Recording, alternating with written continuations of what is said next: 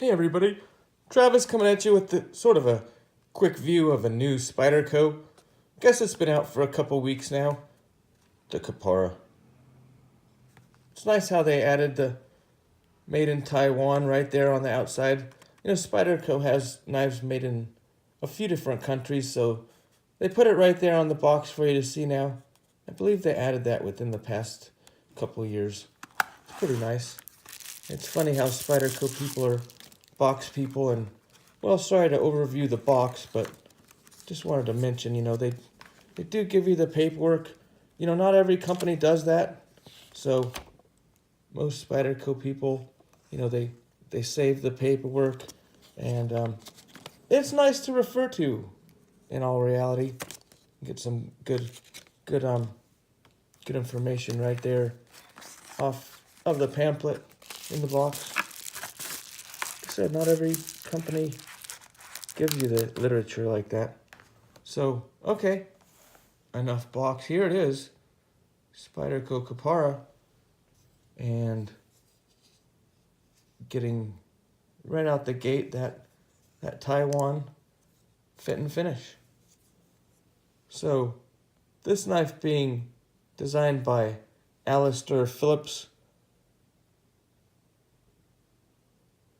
and he came with full carbon fiber scales, wire clip, lanyard hole, compression lock, semi-fancy pivot screw, that Taiwan Spidey, and once again that Taiwan finish on the blade. This blade coming in CPM S30V, that Taiwan finish. Let's see, sort of a Warncliffe, not a real sharp point, kind of a safety point on there. To say this knife is pretty darn good in hand.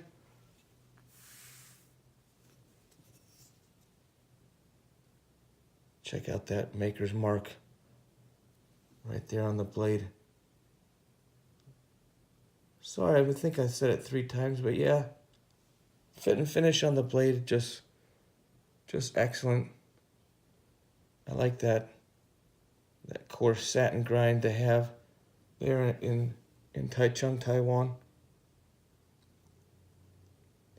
You see that carbon fiber came out very good, and giving you that dark red G10 backspacer. I don't know if it's a burgundy or dark red.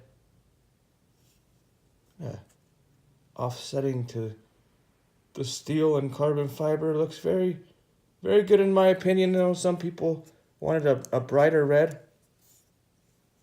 It's not really, to me, a Spidey flick knife. I mean, you can do it, but the hole is pretty close to the pivot. It's only that far from the pivot, about one thumb, one finger. So, I think if your Spidey hole is down here, you'd have a way easier Spidey flick. It can be done. You gotta think about it a little bit. Let's think about it. Yeah, it could be done. Compression lock. There's that centering out of Taichung. Once again, you can do it. Especially if you get in the habit of doing it. I'm sure you could do it all the time. Just a little bit of a different grip than some other knives. Get a good look at that compression lock. All smooth surfaces here. You see the scales are just a little bit rounded, not flat.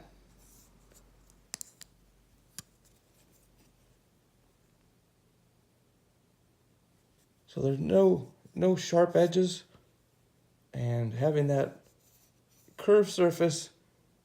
Does give you a little bit showier carbon fiber, also feels good in the hand.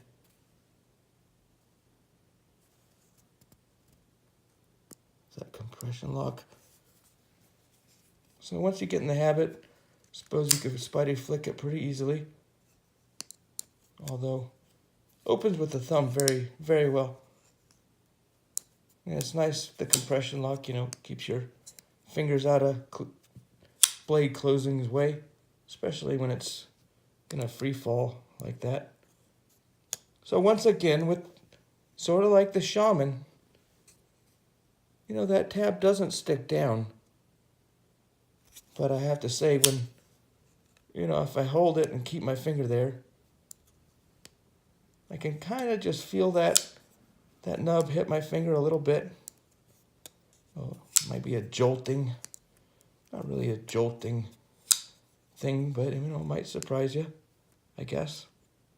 I could feel it when it comes down. I could feel it touch my finger because my finger's stuck so far in there. It's not a lot of edge there to grab, and it's a pretty strong compression lock. So in all reality, if you have a baby fingers, which, sorry guys, obviously I don't, rough fingers on camera, and well, I'm gonna have to deal with it, but it makes it easier on the lock for me. Not a baby finger, so it doesn't hurt too bad, but you know, it takes some pressure to disengage the lock, and you can't grab a lot of it. So you pinch your finger in there, you put pressure, doesn't hurt, you get used to it. The blade comes down, hits your finger, you get used to it. You know, not being too negative. It's just the way it is. Some people will love it, some people will go, boy, it's hard to push.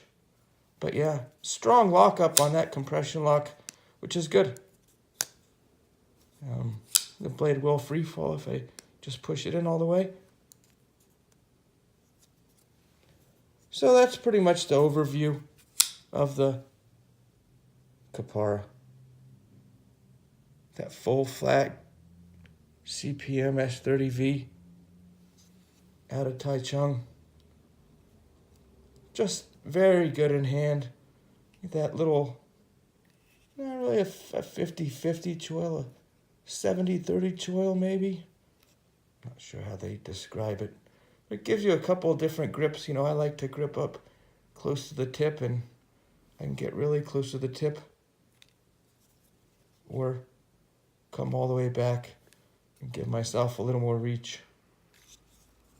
So, yeah, that's the overview of the old Alistair Phillips Kapara. Hope you enjoyed it. You know, if you did, hit the subscribe button. I'll try to come out with some more interesting videos. Have a good weekend.